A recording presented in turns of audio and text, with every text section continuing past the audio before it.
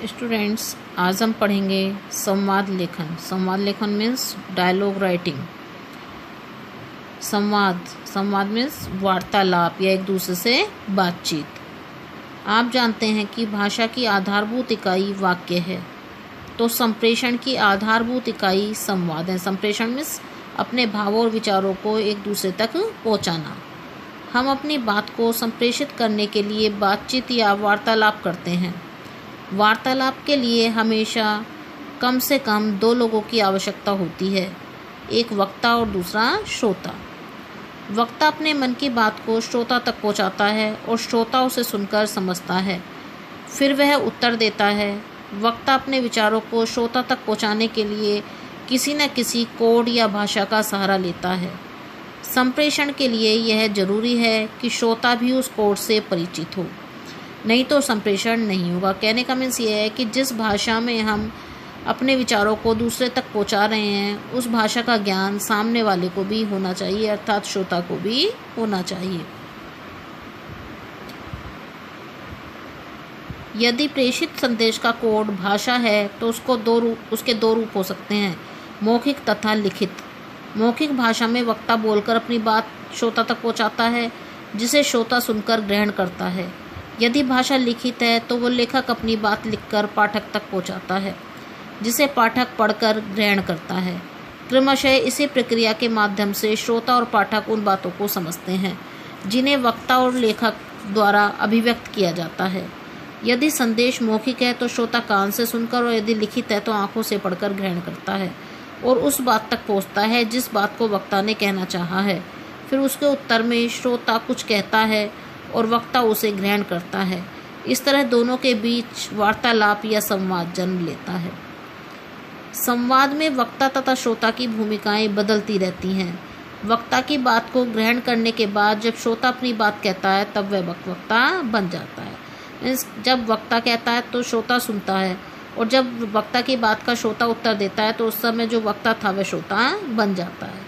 इस तरह से कहा जा सकता है कि संवाद या वार्तालाप संप्रेषण का प्रमुख आधार है। संवाद शब्द सम उपसर्ग तथा वाद शब्द के मेल से बना है। वाद का अर्थ है कहा हुआ या कथन, तथा सम का अर्थ है सम्यक रूप से या भली प्रकार अर्थात अच्छे प्रकार से। इस तरह संवाद वे कथन हैं जो सम्यक रूप से कहे गए हैं, अर्थात अच्छी प्रकार से कहे गए हैं। संवाद के लिए आवश्यक है कि वक्ता तथा श्रोता आमने सामने हों, लेकिन आज का युग इलेक्ट्रॉनिक मीडिया का युग है। विज्ञान ने संवाद के ऐसे साधन खोज निकाले हैं कि वक्ता और श्रोता आमने सामने नहीं भी हैं तो भी हम आपस में संवाद कर सकते हैं, जैसे telephone, mobile, audio video conferencing आदि के द्वारा। संवाद छोटे भी हो सकते हैं और बड़े भी। एकांकी, नाटक, फिल्मों की पटकथा आदि बड़े बड़े संवादों के उदाहरण हैं। ये संवादों के लिखित रूप हैं। इनमें अनेक पात्र होते हैं, एक कथा होती है तथा कथा के परिप्रेक्ष्य में अलग अलग संदर्भों व स्थितियों में विभिन्न पात्रों के संवाद लिख लिए जाते हैं। जहाँ तक छोटे वार्तालापों या संवादों का प्रश्न है, इनका संबंध हमारे दैनिक जीवन से होता है। आप जानते हैं कि समाज में मनुष्य अलग अलग स्थितियों एवं संदर्भों में अलग अलग लोगों के साथ अलग अलग तरह से संवाद करता है। इन संवादों के माध्यम से वक्ता और श्रोता की मन स्थिति, मनोभाव आदि सभी को व्यक्त होने का अवसर मिलता है। जैसे एक बच्चा अपने दोस्तों से कभी हंसकर तो कभी नाराज होकर बात करता है, अपने अध्यापक से यदि होमवर्क नहीं किया है तो डरकर बात करता है, अपनी माँ से प्रेम और आदर से बात करता है आदि। कहने का तात्पर्य यह है कि संवादों के माध्यम से विभिन्न भाव भंगिमाओं की अभिव्यक्ति होती है, जिन्हें लिखित भाषा में व्यक्त कर पाना संभव नहीं होता।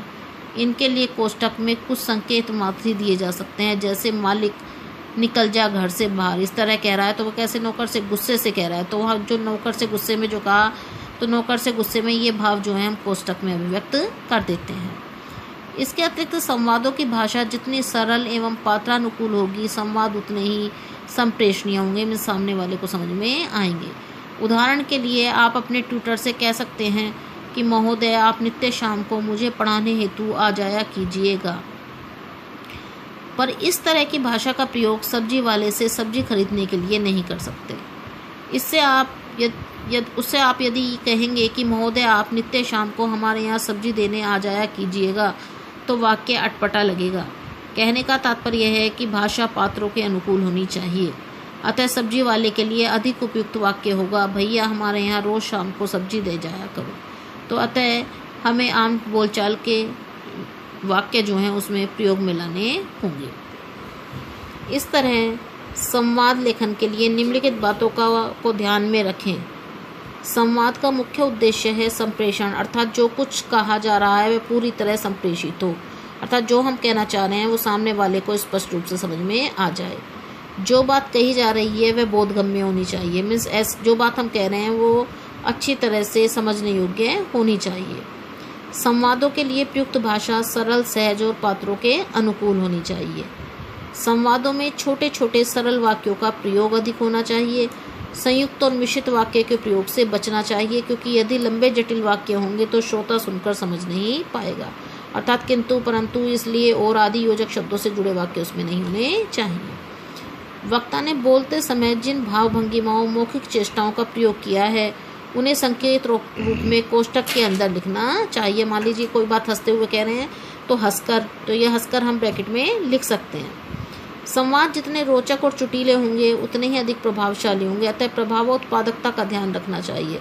मीन्स संवाद जो हैं जितने अच्छे आप बोलेंगे या लिखेंगे तो उतने ही दूसरे को आकर्षित करते हैं, अर्थात जो संवादों में रुचिकर होने चाहिए। संवादों में किसी को यदि आदेश या निर्देश दिए जाने हों तो एक साथ कई आदेश निर्देश नहीं देने चाहिए, क्योंकि यह हो सकता है कि श्रोता सभी को अपने ध्यान में न रख पाए। संवादों में चमत्कारपूर्ण वाक्यों, अनेकार्थक वाक्यों, मुहावरे, लोकोक्तियों के प्रयोगों से बचना चाहिए, क्योंकि यदि श्रोता इनको नहीं समझ पाता तो संप्रेषण संभव नहीं होगा। तो इसलिए हमें छोटे छोटे साधारण वाक्यों का प्रयोग उसमें करना चाहिए। संवाद लेखन के लिए जब भी किसी को निर्देश दिए जाएं तो स्थिति, संदर्भ तथा पात्रों की मन स्थिति आदि के बारे में अवश्य बता देना चाहिए। अब हम यहाँ संवाद का एक नमूना देखते हैं। एक महिला तथा सब्जी वाले के बीच संवाद। महिला सब्जी वाले से, तो जिससे बात कर रही है उसको हमने कोष्टक में व्यक्त किया है। भैया ये टमाटर कैसे दिए हैं? सब्जी वाला 50 रुपये किलो। महिला इतने महंगे? सब्जी वाला क्या करें बीवी जी, मंडी से ही महंगे आ रहे हैं, आप लीजिए 40 रुपये लगा दूंगा। महिला ठीक है, आधा किलो दे दो। और करेला क्या भाव है? सब्जी वाला आपके लिए 30 रुपये किलो। महिला आधा किलो करेला भी दे दो।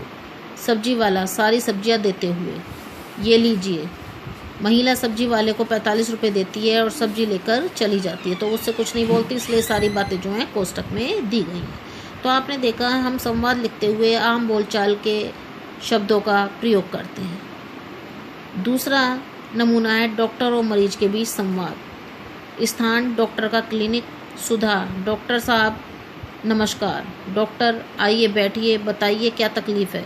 सुधा डॉक्टर साहब सर्दी लगकर तेज बुखार आ रहा है। डॉक्टर स्टेथोस्कोप सीने तथा पीठ पर लगाकर चेक करते हुए खांसी भी आती है। सुधा जी डॉक्टर साहब सूखी खांसी आती है। डॉक्टर गला दिखाइए। टॉर्च की रोशनी डालकर गला देखने के बाद, गला तो सूजा हुआ है। सुधा हुआ क्या है डॉक्टर साहब? डॉक्टर वायरल इन्फेक्शन है, ये दवाइयाँ 3 दिन खाइए, ठीक हो जाएगा। तो स्टूडेंट्स आपने देखा जो भी संवाद हैं उसमें हम आम जनजीवन में जिन वाक्यों का प्रयोग करते हैं उन्हीं को हम संवाद में भी प्रयोग करते हैं। तो इसलिए संवाद लेखन में हमें ऐसे वाक्यों का प्रयोग करना है जो सरल और आसान हो और सामने वाले को आसानी से समझ में आ सके।